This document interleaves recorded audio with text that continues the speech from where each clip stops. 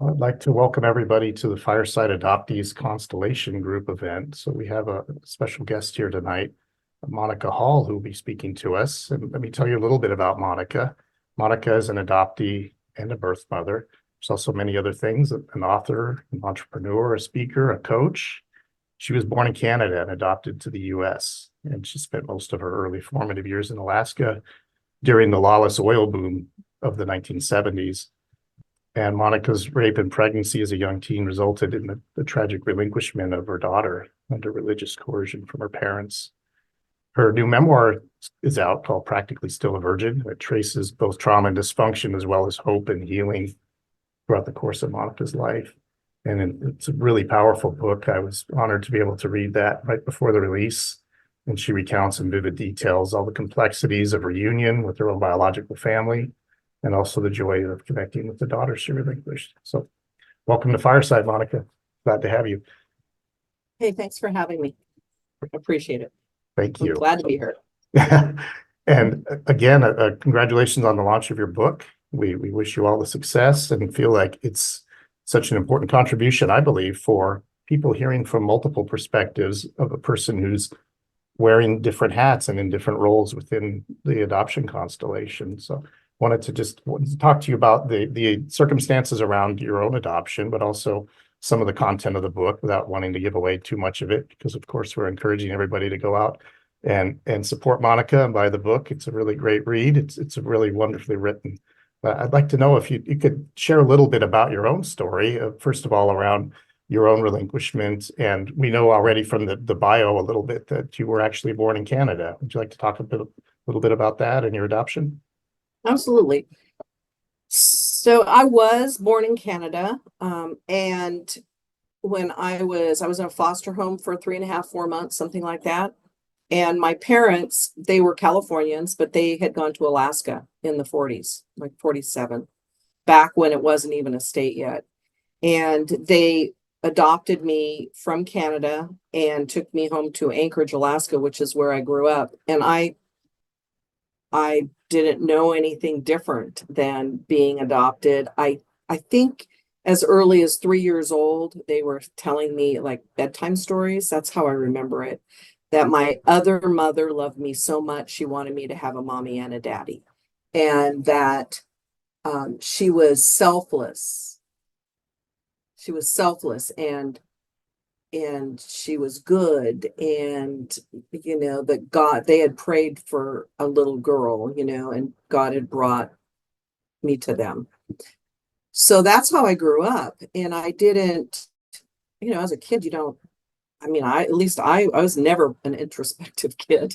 not like you, Greg. I was never introspective. Polar opposites. You certainly generated a lot of introspective content in the book, I will say, but please go on. Boy, was that rough. Yes. And it was really healing for me, because what I do with things is I just push them down. I just keep going. And so at 3, we flew to Canada, and I have vague memories of it, of getting my little brother. But one thing that I do know that happened, and I don't remember this, but my mother tells it, that when we were walking out of the foster home, I think it was the hospital where we got my little brother. He was 3 weeks old. I was almost 4 months when they got me. And I looked up and I saw that he was in her arms and I wasn't. And she said I had a horrified look on my face. And my mom and brother, I remember a number of years ago, we were sitting, because when I started writing, I started talking, because she was not passed yet. And my mom and brother lived together, and I go over there and we talk, and they giggled about that. That was funny. And I don't think I identified as that is one of the traumas that I had, but it was a huge trauma because I lost my mom, another mom. Yeah. And so when I was adopted, who knows? I think my mom held me. I don't know if she did, but I always wondered about that, right? And then I ended up in the foster home, and I don't know if I was there for just display purposes or if I was there for the whole time, until I was adopted. And my mom and dad said, or my mom told me that I was born in July, and they have holidays in Canada, and they had a lot of people out on vacation or holidays. And so they didn't have anybody to do the paperwork. So I languished in a foster home. And when they got me, I had always thought, you know how you remember things and you think that's for sure? Well, I had always remembered that there were 6 babies in that home. And recently, and I don't go back and look at stuff. I have journals that I wrote in, and I reference that in my book, my mother's journals, and then this book that I used when I searched. And in the inside of this book, I just happened to go through it the other day. You'd think I'd have opened this, right? And it talked about 11 babies, and one wasn't expected to live. Oh, wow. Yeah. Like Yeah. a 1-year-old, and he wasn't expected to live. What kind of idiots, right? What were they doing with all those, one foster lady and all those babies? My mom said that I was a happy baby. They brought me home, I was a happy baby. And great. So they always thought there was nothing wrong with me. There was a lot wrong with me. It's A interesting. lot wrong with me. Yeah, because I think Yeah. that And it's because parents I do it. present as, go ahead. No, I think I probably was going to say something similar to what I think you're about to say about how you seem to be to them, right? Yeah, because my personality is my personality. It's just the way I got here. I'm outgoing, I'm strong, I'm bossy. I stick my foot in my mouth a lot. I've always, and my parents said when I was little that I was going to be a leader. But it's so weird because all I wanted to do was to have you love me. And I mean, everything that I did, even as a little girl, was around, don't you think I'm wonderful? Don't you love me? So it didn't matter if there was kids or if it was neighbors or if it was my parents. It was always trying to get that attention that I wanted. And I thought, for years looking at it, in my past is, I had some major stuff go down. And at my hand, especially when I was an adolescent, I always thought it was just narcissism, maybe a little bit of a psychopath. I think there was some pretty dark times when I was an adolescent. And my mom at one point looked at me in the eyes with horror when she caught me in a lie and said, "Oh my God, are you a psychopath?" I mean, because you can look me right in the eye and not lie. But I really don't think that it wasn't so as much ego as yearning to be loved. I mean, so I've all my life done things to try to get that love that I didn't feel that I had. And so when my mom adopted when they got my little brother, I wasn't needed. I didn't have my mom anymore. She used to be one-on-one with me and play the piano and sing. And then, he was super needy. And so he was always crying, and I lost my mom. And my dad, he was a salesman, and he saw that strong personality in me. And my brother was weak and sensitive, and he took a liking to me, and he would praise me. I was so strong, and I was so smart, and I could beat all the boys in races and all those things because I was a tomboy. And so I had a very complex relationship with my parents. My dad, for sure, for sure, and my brother, for sure. So I was super jealous of my brother. He took away my mommy. And there's pictures of me with my fist over his head when he can barely walk. And there's the neighbor next door once said, "Mary Monica, someday Timmy's going to be bigger than you and he's going to hit you back." And he never did. Never did. He now lives with me. He's at work right now. And so, yeah, things come full circle. So that's how I grew up. And, Alaska's dark in the summer, in the winter, and light in the summer. And I didn't know any different. And We didn't have a lot of friends around. A few, of my parents' friends or my mother's friends would bring their kids over, but I never had a lot of like playmates or anything. And my mother was super, super aware. And I had this narrative in my head from a little girl that she was terrified of losing. And I think a lot of that had to do with being adopted, that the birth mother was going to come back and take me. And in my book, you remember Forbes. So I reference Forbes a lot, which was that little stuffed animal and the stories that you used to tell me. And so I had this, and then I was so different than my mom. I was so strong and so outgoing. All I wanted was friends and to be in the middle of in fact, this was in my manuscript, but my mom told me before, I started writing in 2016. She passed in 2019. So there was a long time in there where, I had her journal. She had given them to me. I referenced those. I referenced mine. I asked her lots of things and questions. And she told me that I was maybe 5, and we'd gone to a parade in town. And, she wouldn't ever let me go catch the candy like the other kids when the clowns or the firemen would throw the candy. But she looked down one day and I was gone. And she's running with my little brother on her hip, terrified that I'm lost to her forever. And she found me in the middle of the band marching with everybody else. Stay in step, right? I bet you were out of it, actually. Yeah, just like, let me Very go. I'm good, Yeah. So that's how it started. But things really went to shit in a handbag, in adolescence. So that's the beginning. Did you have any questions about that? Because I know you know more than most. Yeah, actually, I wanted to ask you about the journal piece. You mentioned your mother's journals, and there were excerpts from those or portions of those in your book, and some of them just really hit me really hard. And I could tell when you finally had access to these, it was difficult for you coming to terms with some of the things she expressed in them. Yeah, it's so funny, Greg. And I guess it's not funny. It's just really interesting how the brain works, at least my brain.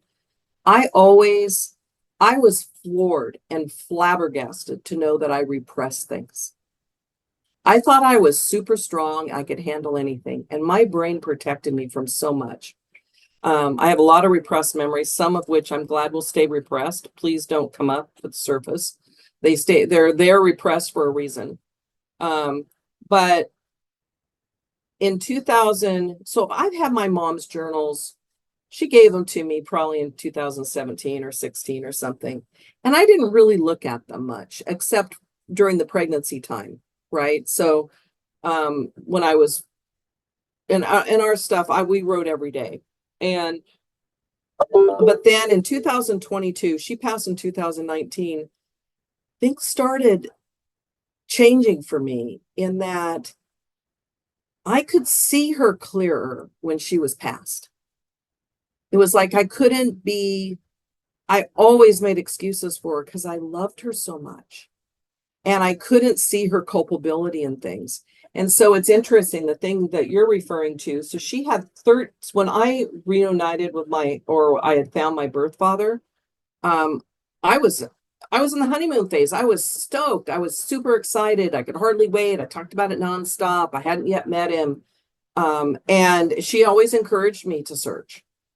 So and I do remember back then, there was some pushback. She was angry because I referred to him as my father in conversation, so someone else would know who I was referring to.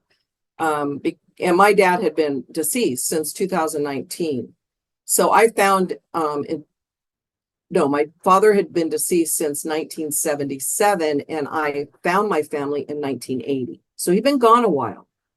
And she was really angry that I had referred to him as my father and blah, blah, blah. So I remember those things now, and I think what I did is I just assumed that she was just feeling silly because she had encouraged my search and she was my mom. And I loved my parents. They were my parents. And so I guess I was super self-centered, and I just didn't realize it. And then when I was reading her memoir or her journal in 2022 after she passed, at the finalizing everything, right? And Yeah. going over that one wire hanger incident, Yes. and looking at it closer and closer and talking to my friends and realizing there was things I'd repressed. And I had read something the previous year. And then in 2022, when I was reading it again, it was like I'd read it for the first time. I knew I'd read it before, Mhm. but I didn't register because I couldn't handle Yeah. the fact that she wouldn't have adopted me There was if some she knew strong I things was in going to there. Yeah. family. Like she could just wipe me out. And I'd read it before. I just passed over it. There was places in her journal where she talked about hating my guts. And I was a tough kid. I was really, when my father was dying, I was gone all the time. I was very self-centered. I couldn't be around the house. My father was dying of cancer. It was horribly, horribly painful for me. The suffering, I just couldn't. And I knew I was being irresponsible, coming home, changing, eating and leaving and just, going to the bars and doing all those things. But I did it because I couldn't handle it. And I felt guilt for it, that I was leaving her with that, there was a period of time where I had to change my father's catheter. He had bladder cancer, and there was, you know, it was just a really bad time. And it's something I don't really talk a lot about that. My kids haven't really heard a lot about that because it was just, when he passed, I had nightmares, and they were like, he was alive and he wasn't dead after all. We were all so happy. And then we found out he had cancer again, and we were going to have to go through it all over again. And those are the only dreams I had about my dad for years. And so there was a lot of complexity with my relationship with my parents. My father, I don't talk about it in this book, but you can tell there's some stuff that I'm, not writing depth about. There's just too many things you can't put everything in a memoir. I've got 2 books, my second book, hopefully next year. But when I read the stuff that my mom wrote, and there were 13 pages of anger about me and my finding. And I just pulled out a few, and it was conflict. It was conflict because she knew she was being jealous, and she knew she was being petty, but then she was angry, and adoption's complex. I mean, it's hard for adoptive parents, it's hard for adoptees, it's hard for cousins and aunts and uncles, and I'm going to say this really quick. Yesterday I spoke at Beyond. There was a business group. They wanted me to come speak.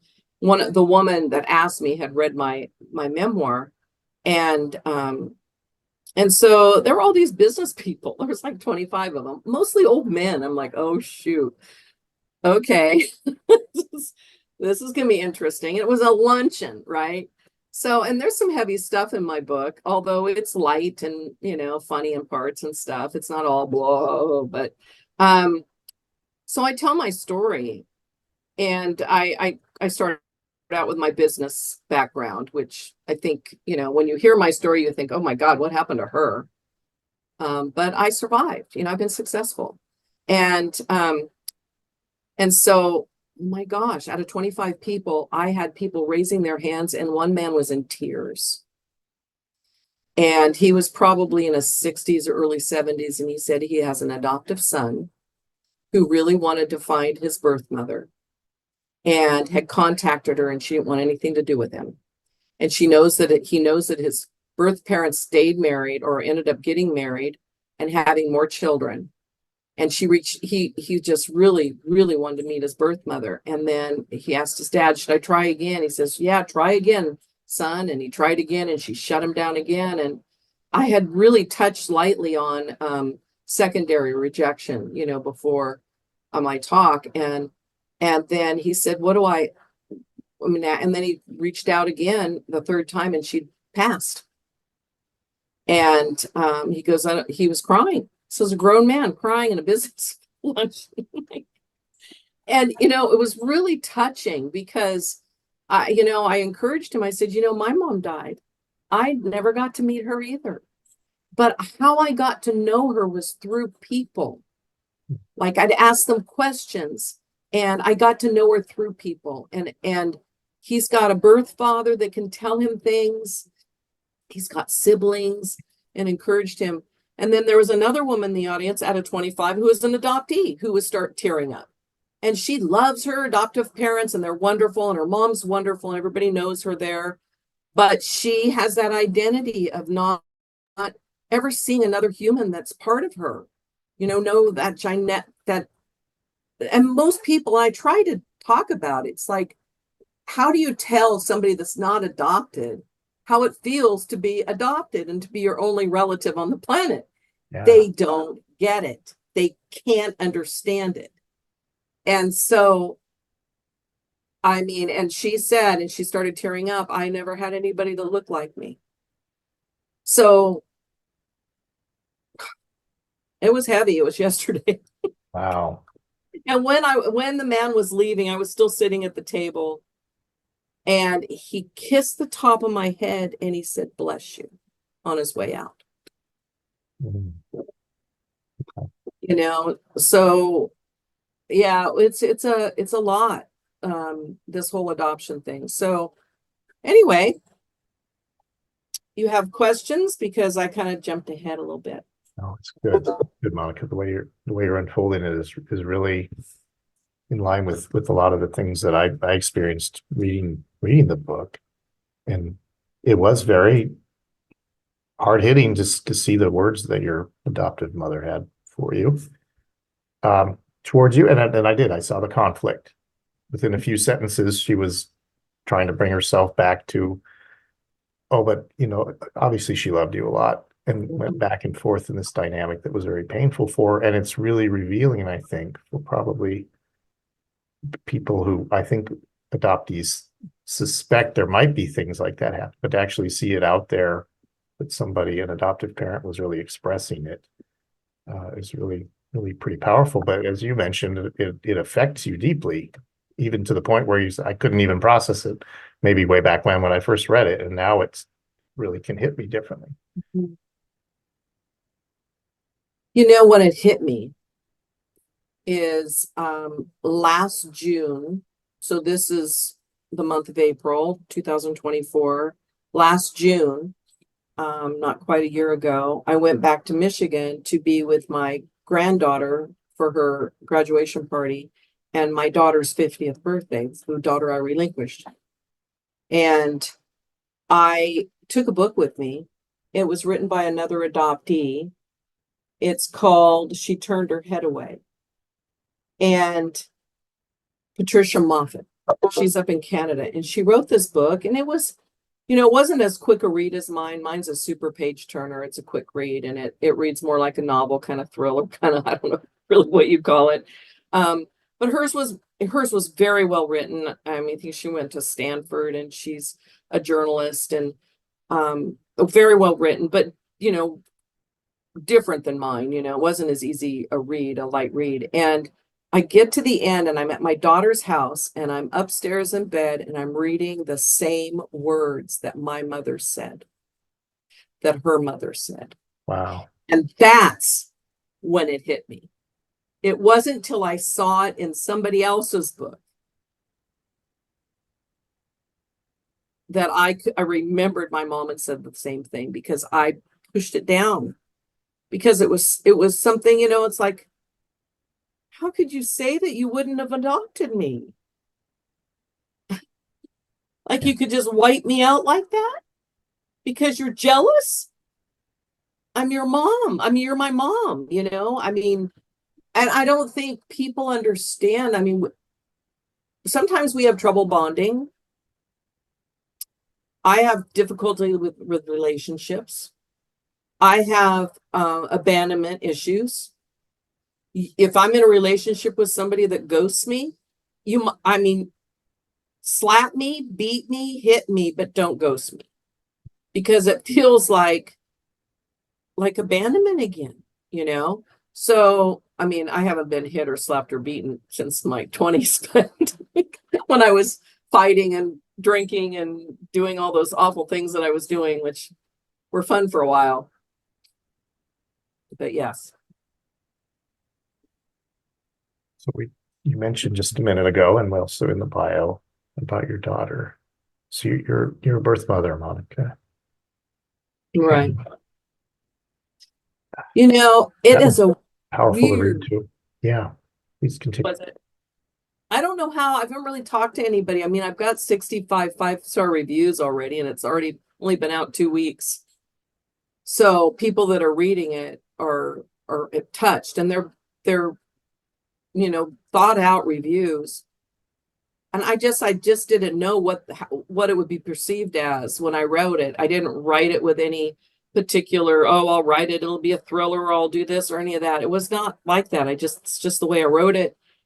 And and reading those reviews, I read them the other night. And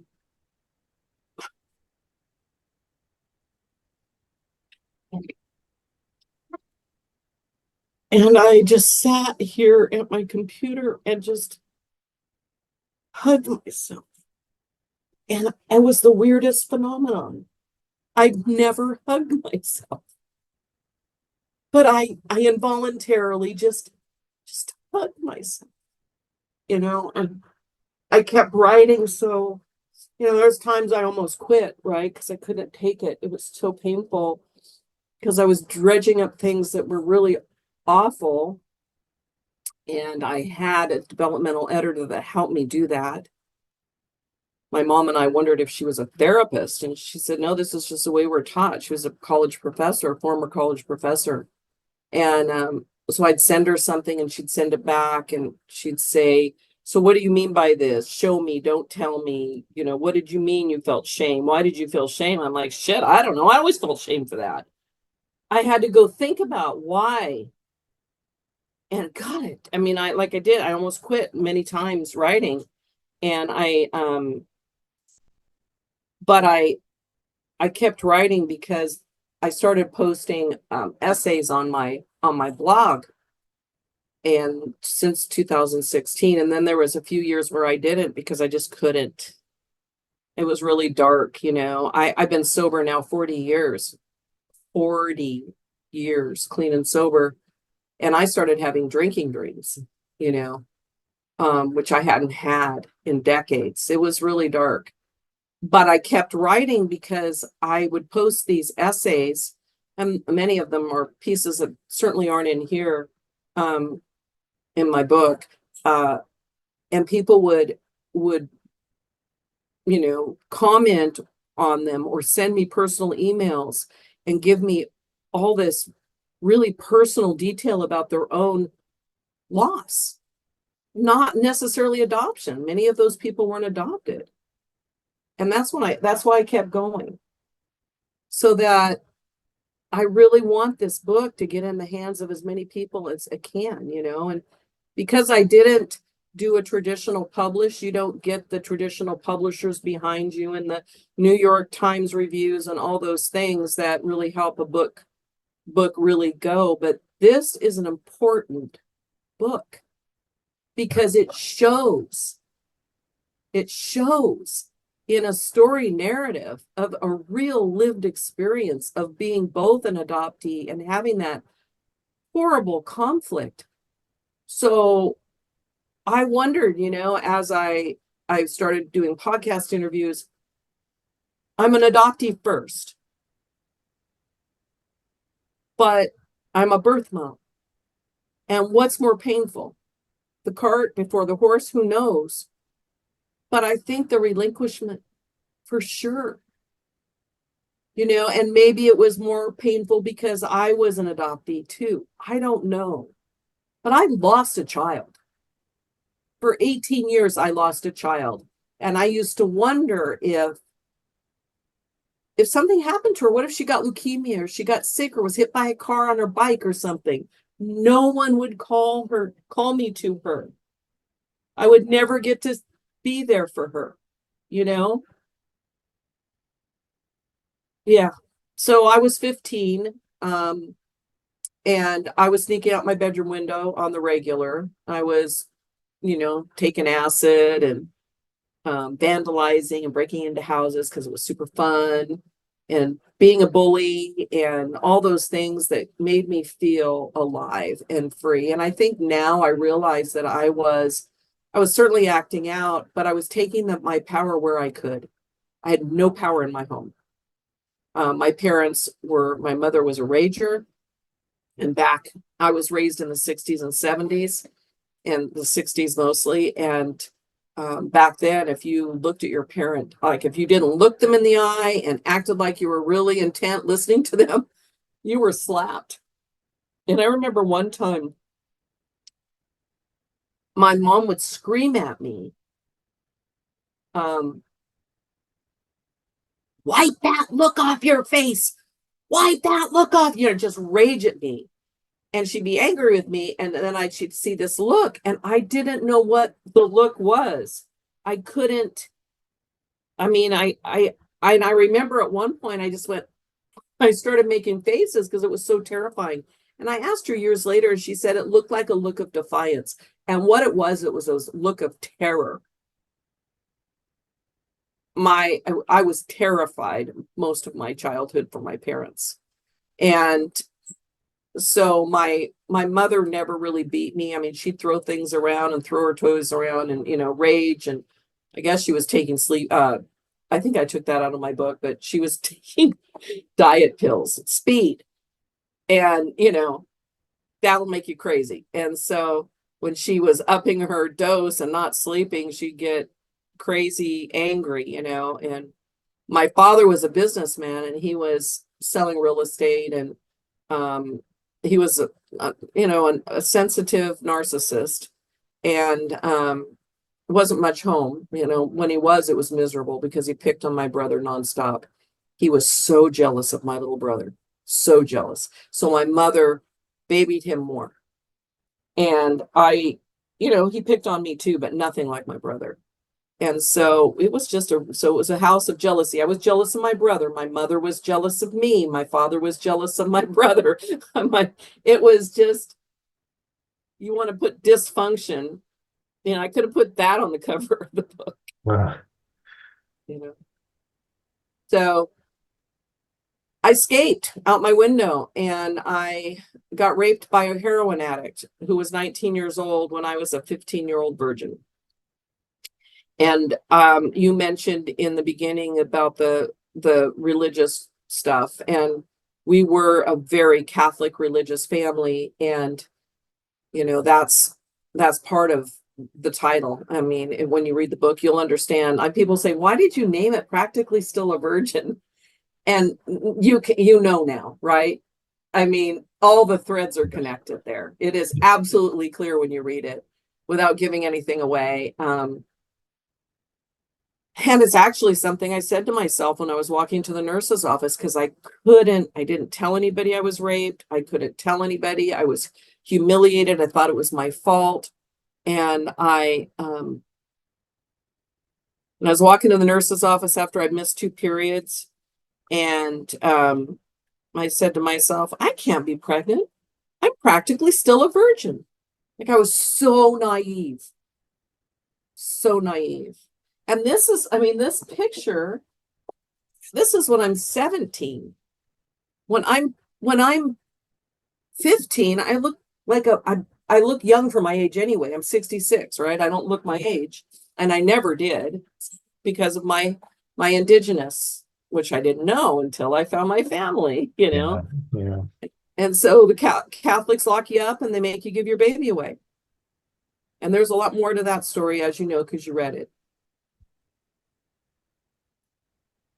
Yeah.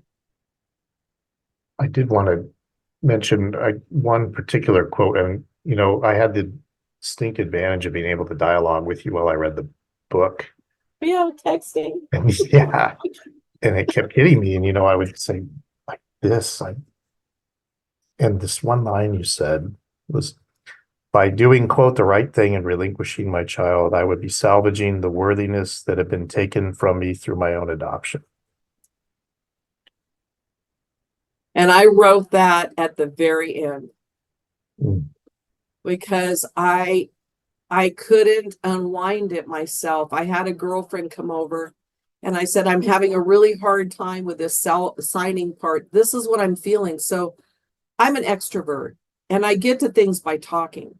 And that's how I wrote it. A lot of it, like there was so much I didn't understand about what happened, what parts people played, my own thought process, things that happened. It was just so hard for me to unwind things that I pushed down. And I would call my girlfriend in Alaska and I'd talk to her and then I go, oh my God, that's it. That's it. And I go write it down. Mm-hmm. Because, writers process by writing I'm not deep. I'm complex, but I'm not deep, right? And I know writers, they can just write and it just comes out. And it's like that was like pulling teeth for me. And so that part that I wrote, I was sitting, a girlfriend was over and she had an abandonment trauma too, but she had family. She knew who she was. Her mother had committed suicide when she was young. And she's my middle daughter's age and my middle child's age. She's 39. And I would talk to her. And that's how I got to that stuff, by talking. It was like, if my mother was so good and so selfless, how could I be selfish and keep my baby? I would be worthy if I did that selfless thing that she did. Like, it was like she was leading the way in a sense. In fact, even in my journal, there was a place I wrote when I was pregnant, like, I need her to show me the way. She was unselfish. This must have been hard. I don't even know where it is in here, but it was so, and look at this. I mean, this writing is like the writing of a child. Mm. I was a child. Yeah. So that's what I did. And it was very powerful in the book about, you said, I wasn't even free to buy my own clothes. And suddenly my mother said, this is your choice right now. I got thrown under the bus. Yeah, right then. And Greg, it was so weird because for years I thought, and I wrote in my journal after, and it was like I wrote every day until I had my daughter, and then the end, I couldn't write when I came home. It was like at least 3 weeks. And I said, I better write this down. I just didn't want to think about it, the birth and all that. And and I wrote in there, my mom was so wonderful. She told me I could bring my baby home. Mm-hmm. And I thought that was, again, making excuses for my mom, this such a kind gesture. And it was in her journal as well. She said, I couldn't live with myself if I were to separate a mother from their child, and tell that she had the nun deliver the news. If she finds it in her heart to do so, and she wants to bring her baby home, she can. Last minute, an hour before the signing, the whole time I was walked up the gallows steps, and at the last minute, they stuck that noose in my hand. And I didn't see that until I started writing in like 2016 or 2017. I remember calling Anne Heffron. I had done an adoptee retreat with her early on, like in 2017 or 18, and with Pam Cordano. And it's the first time I'd ever been around a bunch of adoptees. And she'd written a book. She's now written 2, and I I called her and I was trying to unwind that. I was just coming to it like, oh my God, that was selfish. She threw me under the bus so she wouldn't feel guilt. So it'd be on me. I mean, I was stunned. I had never, I mean, I was 60 when I started writing. Well, I was younger than that, actually. And there's so much that I still felt guilty for the rape at 60 when I was writing those chapters. I mean, I didn't get beat up. I didn't have bloody lips. I mean, all those things that you hear about in, those were the narratives, you got beat up in a dark alley. And so I blame myself, and all this shame had to come out on the page. I had to figure it out. And so, there was one woman that wrote a review, and she said that I wind social class, ethnicity, in my book. And then she said it should be in all the junior highs and high schools, required reading. And then when I was at that thing that I spoke at yesterday, they bought a book, the group, to donate to this center that they have for kids, teenagers. And it's interesting because I watched that series 13 Reasons Why. And I don't know if you remember it, but it was teenagers. Girl had been abused, assaulted, and I think raped, and things had happened to her, and she recorded all these cassette tapes. And they listened to them, and she committed suicide at the end, and she had been raped and all these things. And the whole time I'm watching this, so it would go through each episode and each tape, and it was really well done. I'd yell at the TV, tell somebody, tell your counselor, tell your mom, do something, tell somebody, the whole thing I'm watching. And then at the very end, they had the producer on, and they were talking with the actors, and the producer said something like she just didn't have a voice. And it was then that it hit me.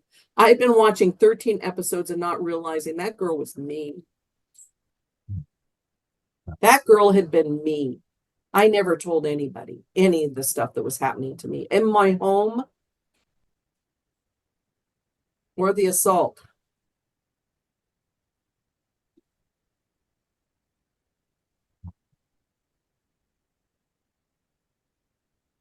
All of that comes through in how you wrote this book. I know you said you're not deep or something, but there's a lot of depth in that book. That makes me feel good. It's cute. It's really good. Thank you. I'm proud of it.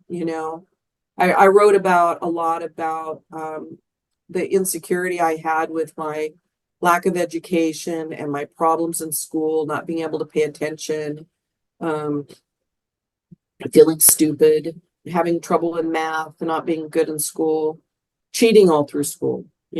Basically when I became a bully, I bullied everybody into the test answers and everything. And so I had a lot of shame in my 20s when I finally stopped drinking and using, and put people on pedestals that have degrees, because I never went to college. I've been an entrepreneur. I'm really good at starting businesses and such, but and then it hit me the other day. I wrote a book. Good. I'm an author. I wrote a book. And it's, and all those things that I felt so shame for, I've started companies. I have a company that I started that it's my products are in 64 countries. I started it in the 90s. I don't own it anymore, but I mean, I've done things, and I still have feelings of not being good enough. I am accomplished. If you look at a sheet and write all those things down, I got a list of accomplishments, but I still don't feel good enough.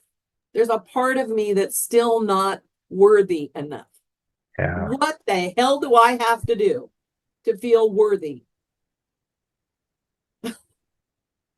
Oh, I don't know that it's in my DNA.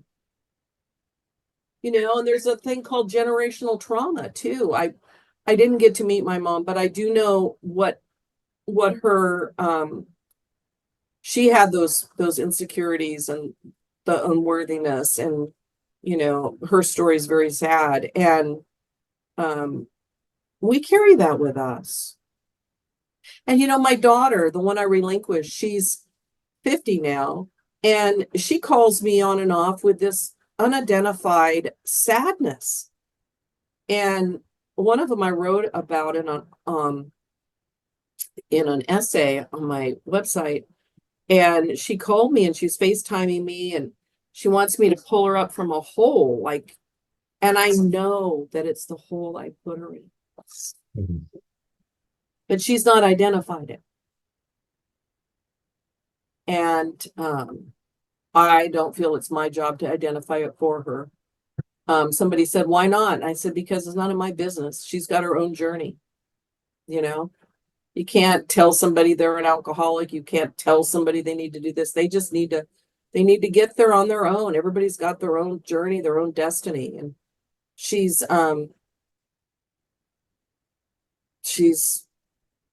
got that. I see it, that unworthiness. And she used to sit by the window waiting for me to come for her as a little girl on her birthdays and cry. So I went out in June for her 50th, and that's what I really went for, not my granddaughter's graduation, although I wanted to be there for that. But she didn't even celebrate her 50th. Not at all. I brought her a present. She just brushed it off pretty much, the whole birthday thing.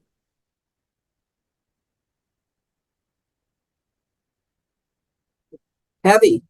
Maybe we should Yeah. lighten this up a little bit. Bottom line is I survived. Okay? I survived, and I help a shit ton of people. I mean, wow. How amazing is that, right? I've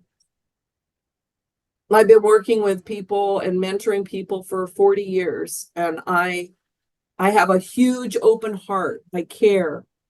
It's not about me, it's about you. And I mean, from somewhere that was someone that was so self-centered to get to that place is just such a miracle. And I don't think that if I had my way all my life that I would be this person today. I know I wouldn't.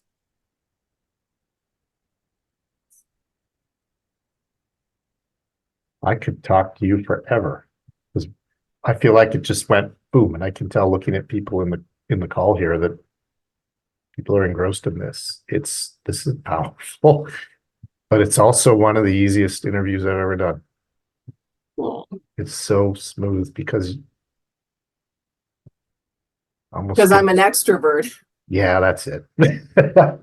It's so much heart into what you've said and how well you've said it. And then the nature of your experience and the relatability for adoptees, but also you brought this other dimension to us that I told you that I understood more about my own birth mother because of what you wrote. And I really feel like in my heart, in my head, in my gut, that the way that we are going to heal, or that, and heal is a big word. I mean, I don't know that it's my job to ever heal. My job here on planet Earth is to be the best Monica I can be and help as many people as I can. That's my job, right? Healing, I mean, there's certain things that can't be healed. And I can just do the best I can with what I've been dealt. And I'm doing that. And one of the ways that I got through, the stuff with my dad and the stuff with my mom is by looking in and being an investigator into their past. What made them the way they were? Hurt people. And sometimes we just do the best we can. My daughter thinks the one that I kept The first baby I got to keep, I call her, she's 39. She says, oh, you're a great mom. But I always remember all the stuff that I didn't do right, you know? But I'm not going to tell her what they are. Maybe she doesn't remember. but I, I did. I looked back through my mom's past and my dad's past, and they had a pretty effed up lives. And they did the best they could. And I know that as adoptees, how could you just throw me away? How could you just give me away? How could you? Read The Girls Who Went Away. Read my book. There's lots of books out there. Goodbye Again by Candace Cahill. This is a really, really effed up thing. We need to be keeping families together rather than pulling them apart if we can, and that primal wound, if you do or don't believe in it, I do believe in it. I do think that there is absolutely something there. And I was an addict. I was an alcoholic. That's how I dealt. That's how I dealt with stuff. Now I eat too much. I'm not drinking or using. Yeah, but that's okay. I can always go on a diet, but I don't know. I had 4 really yummy little things from Trader Joe's just a little bit ago with chocolate mousse on them. Oh my God, they were so good. I'm like, don't eat these, Monica. Don't eat. I ate them. I'm only going to have one. No, I ate all of them. So, I mean, and we got to be gentle with ourselves. We got to be gentle with ourselves, and that telling myself I'm this or I'm bad or I'm, all the things that I've done, we got to be gentle with ourselves. Treat ourselves like we would a little niece or a little cousin or our son or daughter or a little toddler, because that's what's in here. And so I've got pictures of me all over. Actually, I don't see any up there. I have a shelf up above of me and little girl. And I can look at those pictures and I can just think, oh, she's so sweet. I want to protect her. And I look at this girl here and full circle, after I wrote this the week that I launched, right before I launched, I had a really, really bad few days. Some very, very dark emotions. And I had to set boundaries in that people that I had really wanted to connect with all my life, I had to let go of. Mm-hmm. Because they weren't good to me. They weren't good to her. And my mentor said to me, she goes, Monica, you're like the battered wife. You get a bloody nose, a black eye, then he brings you flowers and you take them back. And then you get this and you get that. And I've been doing that with a couple of family members for a really, really long time. And I'm not doing it anymore. And it was really sad because I spent a long time looking for those people. And I had to let them go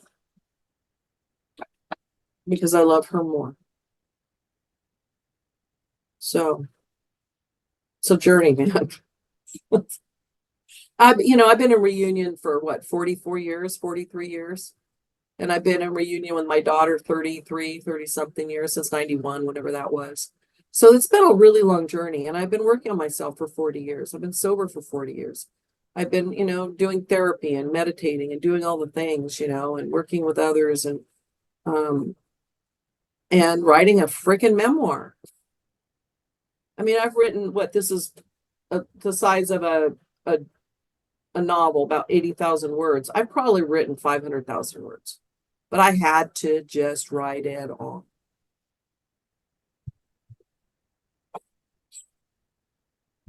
This has been really remarkable.